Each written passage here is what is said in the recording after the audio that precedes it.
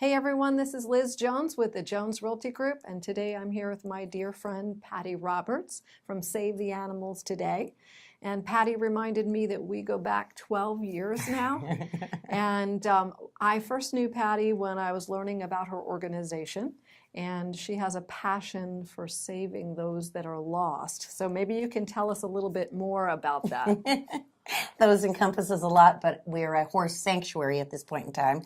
Started out accidentally doing a one-time rescue of a bunch of horses that were starved during that time when the economy was going bad and the housing market was crashing. People were leaving their houses, their pets, their horses.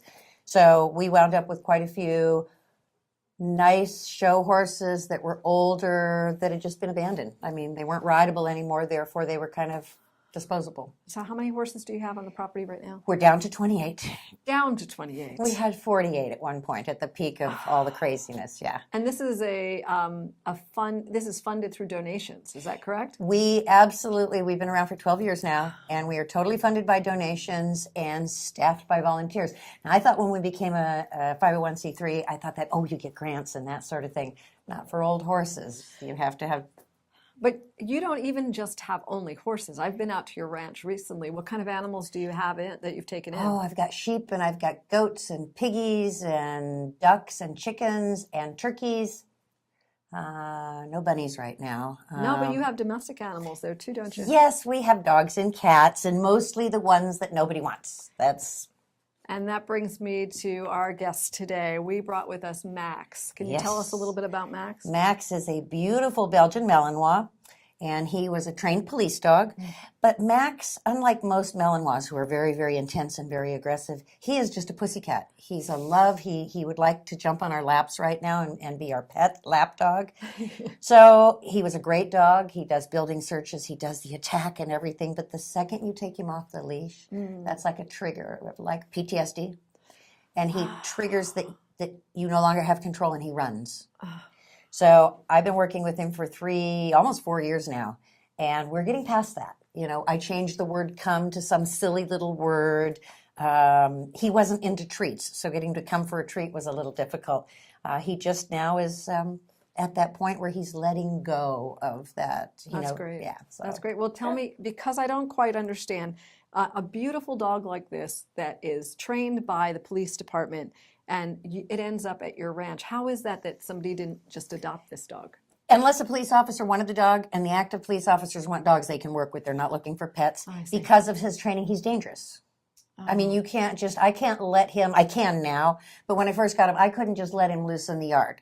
Because if the kids were playing, he would want to go do his police dog thing. Now, that doesn't mean he would attack and maul them. That's his problem. He wants to play. He doesn't want to attack and maul. But still, if you're a little kid playing, you get hit by a 100-pound dog, that's not good. And so they were about to euthanize him? He would have been euthanized. So you took him in?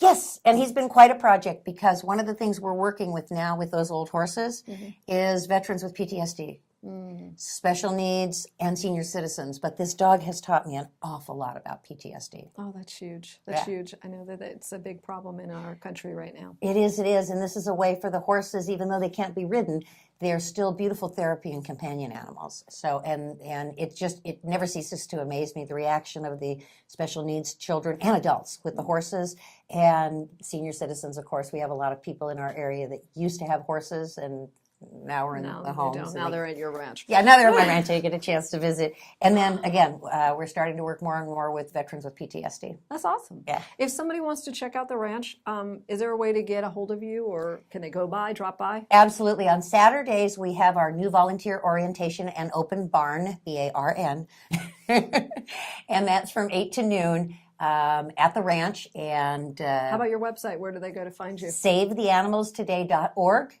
That has all the information on it. Or you can call 951-733-3000. Leave a message, or better yet, even a text message. That's awesome. Yeah. Well, thank you so much for coming in and telling me and bringing Max today. Thank you. He's being such a good dog. He is. I'm Liz Jones with the Jones Realty Group, and this is Pattie Roberts with Save the Animals Today. And until the next time.